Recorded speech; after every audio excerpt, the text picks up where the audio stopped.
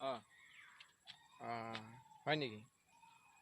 অঁ অঁ ঠিক আছে দে পিছে অহাকালি অঁ অঁ ঠিক আছে দে। Hi friends, welcome back to my channel Bijoy Raj. আজি এটা নতুন ভিডিঅ' লৈ বহু দিনৰ মূৰত আপোনালোকৰ মাজলৈ আহিছোঁ। মানে মই আজি এটা কথা ক'ব বিচাৰিছোঁ যে বৰ্তমান সকলোৰে হাতত এইটো স্মাৰ্টফোন সকলোৰে হাতত আছে, কিন্তু ইয়াৰ সুবিধা অসুবিধাৰ বিষয়ে আমি সকলোৱে জানো যে মোবাইলটোৰ দ্বাৰা আমি কি কৰিব পাৰি কি কৰিব নোৱাৰি। আগৰ মোবাইলবোৰ সৰু আছিল অৰ্থাৎ স্মাৰ্ট নাছিল, সেইবোৰৰ পৰাই কি কৰিব পাৰি, আৰু বৰ্তমান মোবাইলবোৰ হ'ল ডাঙৰ মোবাইল স্মাৰ্টফোন 4G, ইয়াৰ পৰা কি কৰিব পাৰি আমি সকলোৱে ভালদৰে জানো। কিন্তু স্মাৰ্টফোনৰ পৰা আমাৰ কেৱল সুবিধাই হৈছেনে? মানে আমি কেৱল ইয়াৰ পৰা আমি কেৱল উপকাৰ পাইছোঁনে, নে আমাৰ ইয়াৰ পৰা কিছুমান অপকাৰো হৈছে? অৰ্থাৎ আমি ইয়াৰ উপকাৰবোৰ পোৱাৰ উপৰিও বহু ধৰণৰ অপকাৰৰ সন্মুখীন হৈছোঁ। আজি তাৰ বিষয়ে অলপ ক'বলৈ ওলাইছোঁ। হয়, আমি এইটো মোবাইলৰ পৰা বহুতো সুবিধা পাইছোঁ, কিন্তু আজি মই সুবিধাবোৰৰ বিষয়ে ক'বলৈ নাযাওঁ। মই ক'বলৈ বিচাৰিছোঁ যে এই মোবাইলটোৰ পৰা হোৱা বহুতো অসুবিধা। বৰ্তমান এই মোবাইলটো প্ৰায় সকলোৰে লগত থাকে, অভিভাৱকৰ লগতে হওক বা ষ্টুডেণ্ট মানে ধৰক ক্লাছ 11-12 ষ্টুডেণ্টৰ পৰা থাকে।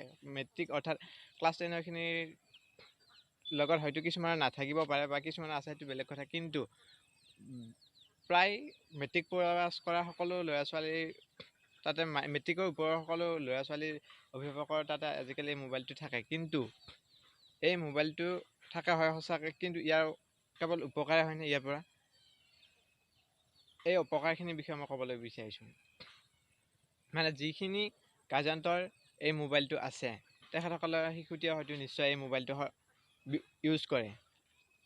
তেখেতসকলে শিশুটিয়ে কেতিয়াবা শিশুটিক ব্যস্ত ৰাখিবৰ কাৰণে হয়তো কেতিয়াবা গাৰ্জেণ্টে এই মোবাইলটো ইউজ কৰিবলৈ দিয়ে, বা কেতিয়াবা শিশুটিয়ে বেছি জোৰ কৰা স্বত্বেও দিয়ে। কিন্তু এই মোবাইল ফোনটো যেতিয়া এবাৰ এটা শিশুৱে ব্যৱহাৰ কৰিব বা ইয়াৰ ফাংচনবোৰ জানিব, তেতিয়া সেই শিশুটিয়ে এই বস্তুটো এনি টাইম ব্যৱহাৰ কৰি থাকিব বিচাৰিব। ইভেন আমাৰ ক্ষেত্ৰতো তেনেকুৱা হয়। আমিও এইটো বস্তু যেতিয়া আমি কিবা এটা বস্তু ফাংচন চাওঁ বা ধৰা হওক ইউটিউব, ফেচবুক বা হোৱাটছআপ, যেতিয়া আমি এবাৰ খোলোঁ বা এবাৰ সেই এপটো যাওঁ, সেই যোৱাৰ লগে লগে ইটোৰ পিছত সিটো কৰোঁ লাগি থাকে। ঠিক তেনেদৰে শিশুসকলৰো ধৰা হ'লে শিশুসকলে এটা ইউটিউবৰ ভিডিঅ' চালে, সেই ভিডিঅ'টো চোৱাৰ পিছত তাৰ ৰিলেটেড আৰু বেলেগ ভিডিঅ' থাকিল তলত, তাৰ ৰিলেটেড আৰু বেলেগ ভিডিঅ' থাকিল। অৰ্থাৎ শিশুসকলৰ সেই প্ৰতিটো ভিডিঅ' চাওঁ লাগি থাকিব। হয়তো তেখেতসকলে কমেডিয়ে হওক বা কিবা বেলেগ যিকোনোৱে হওক চাব পাৰে, কিন্তু তেখেতসকলে ইয়াৰ যিটো চাই আছে তাৰ পিছৰ ভিডিঅ'টো চাব ইচ্ছা কৰি থাকিব। কিন্তু যাৰ জৰিয়তে শিশুটিৰ বিভিন্ন ক্ষেত্ৰত অপকাৰ সাধন হ'ব পাৰে। যেনে ধৰক চকুৰ বা শিশুটিৰ মগজুৰ, আৰু মুঠতে বিভিন্ন ক্ষেত্ৰত অসুবিধা হ'ব পাৰে।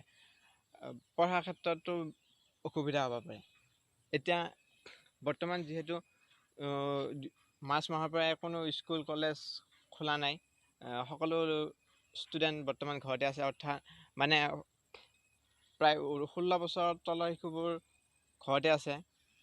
সকলোৰে ঘৰত যিসকলৰ ঘৰত এই স্মাৰ্টফোনটো আছে, তেখেতসকলে শিশুটিসকলে দিনটোত পঢ়া বাদ দিব পাৰে, কিন্তু মোবাইলটো যদি আছে, কিন্তু দিনটোত এবাৰ চোৱাটো কেতিয়াও বাদ নিদিয়ে।